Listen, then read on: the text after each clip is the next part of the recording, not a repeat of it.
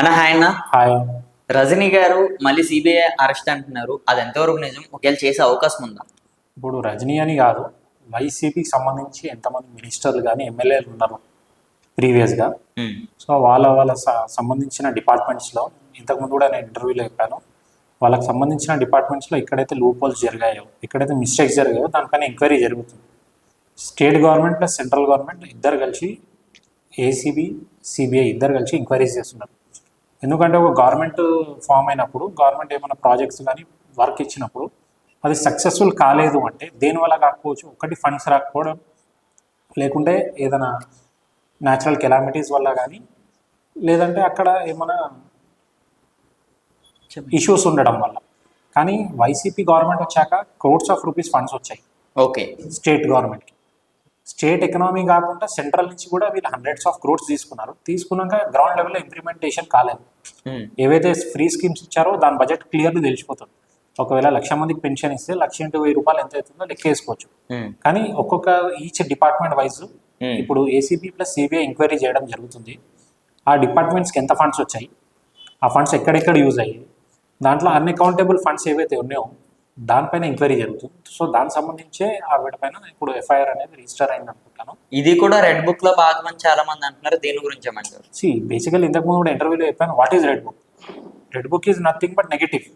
Okay. అంటే పాస్ట్లో ఎవరైతే ఎమ్మెల్యేలు కానీ, మినిస్టర్స్ కానీ, చీఫ్ మినిస్టర్స్ కానీ, గవర్నమెంట్ అడ్మినిస్ట్రేషన్ ఎవరైతే they have done wrong to the public, అంటే పబ్లిక్ సపోర్ట్ చేయకపోవడం కానీ, పబ్లిక్ వర్క్ చేయకపోవడం కానీ, లేకుంటే ఫండ్స్ వాళ్ళకి సంబంధించిన డిపార్ట్మెంట్స్కి ఫండ్స్ వచ్చాయి అవి ఇంప్లిమెంట్ చేయకపోవడం, that is red book basically. Red book అంటే ఏంది, ఇది మనకు ఏదో సినిమా లెక్క, అరే వాళ్ళు నన్ను కొట్టారు నేను వీళ్ళని కొట్టడం. అదే అంటున్నారు కదన్న, ఇప్పుడు బయట ప్రజలు ఎవరైతే ఉన్నారో, ఇప్పుడు వైసీపీ నాయకులు కానీ కేవలం ఇదంతా ఒక రివెంజ్ స్టోరీ అంటున్నారని కూడా చెప్తున్నారు కదా. సరే, ఇప్పుడు రివెంజ్ స్టోరీ అంటే రాత్రికి రాత్రి ఆ డిపార్ట్మెంట్కి 10 కోట్లు 50 కోట్లు ఇప్పుడు పంపించలేదు కదా, ముందే పంపించారు. సో ఇప్పుడు నువ్వు ఒక బిజినెస్ మ్యాన్, లేకుంటే నువ్వు ఒక జాబ్ హోల్డర్, నీకు ఒక 100 రూపాయలు ఇస్తే ఏడ ఖర్చు అనేది నీ దగ్గర లెక్క ఉండాలి. సో ఇప్పుడు గవర్నమెంట్ ఏదైతే ఫామ్ అయిందో టీడీపీ గవర్నమెంట్ మా కూటమిలో ప్లస్ సెంట్రల్ గవర్నమెంట్ ఇద్దరు కలిసి ఎంక్వైరీస్ చేస్తున్నారు. ఏమని, వైఎస్ఆర్సీపీ కాంగ్రెస్ గవర్నమెంట్ 5 years ఉన్నప్పుడు ఈచ్ అండ్ ఎవ్రీ డిపార్ట్మెంట్స్కి ఎన్ని ఫండ్స్ వెళ్ళాయి, ఆ ఫండ్స్ యూజ్ అయ్యాయా లేవా, యూజ్ అయితే ఎక్కడెక్కడ యూజ్ అయినాయి, ఒకవేళ ప్రాజెక్ట్స్ కంప్లీట్ అయితే దానికి ఎంత సంబంధించి అయింది. ఇప్పుడు నీకు 100 రూపీస్ ఇస్తే దాంట్లో 100 రూపీస్ లెక్క తెలిసిపోతుంది. ఎంత డిజిటలైజేషన్ కదా. ఇప్పుడు కాంట్రాక్ట్ ఇవ్వడం ఆన్లైన్ జరుగుతుంది, పేమెంట్స్ ఆన్లైన్ జరుగుతున్నాయి. ఈవెన్ ఇప్పుడు నువ్వు 10 రూపాయలు ఛాయ్ తాగినా ఆన్లైన్ కాబట్టి, లాస్ట్ టైం చెప్పినట్టు అంతా ఆన్లైన్ జరుగుతుంది. సో వీళ్ళు ఎందుకు భయపడుతున్నారో మాకు అర్థమవుతుంది. ఇప్పుడు రెడ్ బుక్లో అంటే పగలు తీసుకోవాలి, ప్రతీకారాలు తీసుకోవాలంటే వైసీపీ వాళ్ళు చాలా రకాలు చేశారు. ఇంతకుముందు చెప్పినట్టు 48 గంటలు చంద్రబాబు నాయుడు గారు పోలీసుని పనిచేయొద్దు అన్నారు అనుకో, వైసీపీ పని అయిపోతుంది. కానీ Chandrababu Naidu is a visionary leader who doesn't go for revenge. He only keep focus on economic development. Development అవుతుందా లేదా, ప్రజలు మనకు డబ్బులు ఇస్తున్నారు, ఇవి గవర్నమెంట్స్ డిపార్ట్మెంట్స్కి ఏవైతే డబ్బులు వస్తున్నాయో దట్ ఈస్ పబ్లిక్ మనీ. మనం ఏదో కొంటే ట్యాక్స్ వస్తుంది, పెట్రోల్ కొంటే ట్యాక్స్ కడుతున్నాం, సిగరెట్ కొంటే ట్యాక్స్ వస్తుంది, ఆ డబ్బులే మనం డెవలప్మెంట్కి యూజ్ అవుతున్నాం. ఆ మనీ యూజ్ అయిందా లేదా, మిస్యూజ్ అయిందా, మిస్యూజ్ అవుతే ఎక్కడ మిస్యూజ్ అయింది, ఎవరు మిస్యూజ్ చేశారు, దానిపైన ఎంక్వైరీ జరుగుతుంది. సింపుల్.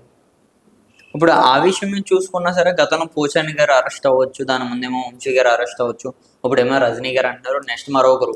ఇదంతా కూడా ఒక ప్లానింగ్ గానే జరుగుతుంది, వీళ్ళు కావాలని ఎవరిని పెడతాం.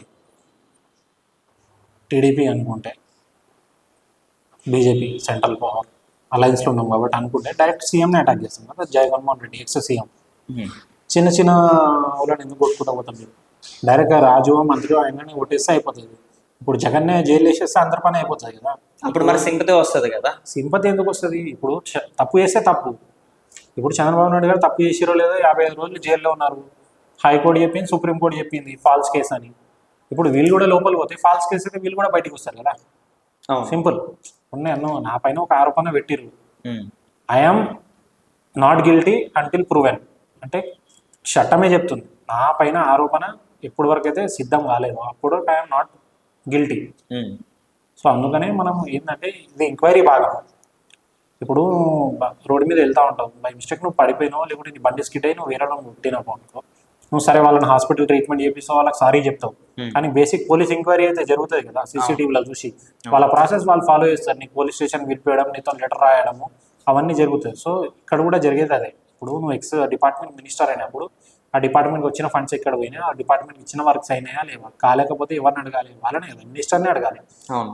మినిస్టర్ చెప్తాడు, సరే పోయి నాకైతే సంబంధం లేదు, గవర్నమెంట్ సర్వెంట్ పని చేయలేదంటే, సరే నీ డిపార్ట్మెంట్లో ఎవరెవరు ఉండే, అడ్మినిస్ట్రేటర్ ఎవరు, డైరెక్టర్ ఎవరు, జాయింట్ సెక్రటరీ ఎవరు, వాళ్ళ పేర్లు చెప్తే వాళ్ళపైన ఎంక్వైరీ జరుగుతుంది. సో ఇది ప్రాసెస్. ఇప్పుడు ఇక్కడని కాదు, ఇప్పుడు వైసీపీ మొన్న వచ్చిన పార్టీ, ఇంతకుముందు టీడీపీ కాంగ్రెస్ ఉన్నప్పుడు ఉమ్మడి ఆంధ్రప్రదేశ్లో టీడీపీ పోయినప్పుడు కాంగ్రెస్ వాళ్ళు ఎంక్వైరీ చేస్తుండే, కాంగ్రెస్ పోయినప్పుడు టీడీపీ ఎంక్వైరీ చేస్తుండే. అవును. ఎవరైతే దోషులు అయితే లోపల వెళ్ళిపోతారు, దోషులు కాకపోతే బయట వచ్చేస్తారు క్లియర్ చిట్. నువ్వు 100 రూపాయలు తినలేనప్పుడు నువ్వు భయపడాల్సిన అవసరం లేదు, ఎందుకంటే లా ఇస్ ఎవ్రీ ఫన్. ఇప్పుడు ఇండియాలో ఏదైనా ఎవరికైనా న్యాయం జరగాలంటే కోర్టులే కదా. ఇప్పుడు ఏదైనా సరే ఎంత మేనేజ్ చేసుకున్నా కానీ పోలీస్ స్టేషన్లో ఎవరో మేనేజ్ చేస్తారు, కంప్లైంట్లు ఇస్తాం. కోర్టుని అయితే మేనేజ్ చేయలేదు కదా, కోర్టులో ఫ్యాక్ట్స్, డాక్యుమెంట్స్, ఎవిడెన్స్ కావాలి. అవును. సో దానిపైన ఒకటి ఫోకస్ చేయాలి. ఇప్పుడు వైసీపీ దగ్గర మాట్లాడడానికి ఏం లేదు. ఇప్పుడు ఫర్ ఎగ్జాంపుల్ వాళ్ళు ఏదైనా చేసి ఉంటే మంచి పని చెప్తుండే, అరే మా గవర్నమెంట్ ఉన్నప్పుడు మేము ఇది మంచి చేసినాం, వీళ్ళు చేయలేకపోతున్నారని వాళ్ళు చెప్పలేకపోతున్నారు, ఎందుకంటే దే హ్యావ్ డన్ నథింగ్. పబ్లిక్కి అంత యూస్ఫుల్ పనులు ఏం చేయలేదు.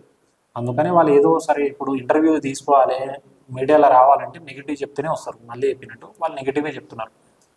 వాళ్ళకి అడ్వైజ్ ఏంటంటే వైసీపీ వాళ్ళకి ఇవన్నీ మాటలు బంద్ చేసి, ఎక్కడైతే పనులు అవ్వట్లేవు, ప్రజలకు యూస్ఫుల్ ఉన్న దానిపైన మీరు ఇంటర్వ్యూస్ చేయండి, దాని గురించి మాట్లాడండి. ఇవన్నీ మాట్లాడితే అయ్యేది లేదు. ఇప్పుడు రజనీ అరెస్ట్ కావాలంటే అరెస్ట్ అవుతుంది, దాన్ని ఎవరు ఆపలేదు. ఇప్పుడు రేపు జగన్మోహన్ రెడ్డి అరెస్ట్ కావాలని రాసి ఉందనుకో అవుతుంది, ఎందుకంటే డిపార్ట్మెంట్స్ వాళ్ళ పని వాళ్ళు చేస్తారు. ఒక కంప్లైంట్ వస్తే దానిపైన ఎంక్వైరీ చేయడం వాళ్ళ పని. మరి గతంలో ఎందుకు అవ్వలేదు అనుకోవచ్చు, అంటే వైసీపీ ప్రభుత్వంలో కూడా వీళ్ళు గతంలో చేసినప్పుడు కూడా అన్యాయాలు చేశారు, అప్పుడు ఎందుకు చేయలేదు, ఇప్పుడు కూటమి వచ్చినప్పుడు ఎందుకు చేస్తుంది? ఇప్పుడు ఎంతైనా ఒక కుటుంబంలో కొడుకు తప్పు చేస్తే తండ్రి బయటకు చూపించుకోడు కదా, దాన్ని కవర్ చేయడానికి చూస్తాడు, ఎందుకంటే చెడ్డపేట తండ్రికి కూడా వస్తుంది. ఓకే. సో అలాంటప్పుడు గవర్నమెంట్కి నెగిటివ్ వస్తుండే. ఇప్పుడు జగన్మోహన్ రెడ్డి చేయాల్సిన మంచి పని ఏముండే, ఎప్పుడైతే చంద్రబాబు నాయుడు గారు ఫ్యామిలీ పైన కామెంట్స్ చేశారో, ఎన్టీఆర్ ఫ్యామిలీ పైన కామెంట్ చేసినప్పుడే ఎవరైతే ఆ ఎమ్మెల్యేస్ చేశారో వాళ్ళని ఇమీడియట్ సస్పెండ్ చేస్తుంటే ఆయనకు మంచి పేరు వస్తుంది. కానీ ఆయన దానిపైన ఏం ఆర్డర్ చేసుకోలేదు, కనీసం దానిపైన ఎంక్వైరీ కూడా చేయలేదు. అరే వాళ్ళ బాబాయ్ని చంపిన కేసు ఆయన రిజాల్వ్ చేయించుకోలేకపోయింది అంటే ఆయనకు ఉన్న డిపార్ట్మెంట్లో గ్రిప్ అది. ఒక సీఎం ఒక డీజీపీకి ఆర్డర్ ఇస్తే 48 to 78 అవర్స్లో తెలిసిపోతుంది క్రైమ్ ఎట్లా జరిగిందని. అట్లీస్ట్ ఎవడని తెలియకపోయినా బేసిక్ దానికి ఫ్రాక్షన్ ఆఫ్ సెకండ్స్లో తెలిసిపోతుంది ఏంది, ఎవరు చేశారు, ఎక్కడ చేశారు, ఎవరెవరు దీనిపైన ఉండొచ్చు అని. వాళ్ళ ఫ్యామిలీకి జరిగిన అన్యాయమే ఆయన న్యాయం చేయించుకోలేకపోతే ఇప్పుడు వేరే వాళ్ళకి ఏం చేస్తాడు చెప్పండి. అది బేసికల్ థింగ్.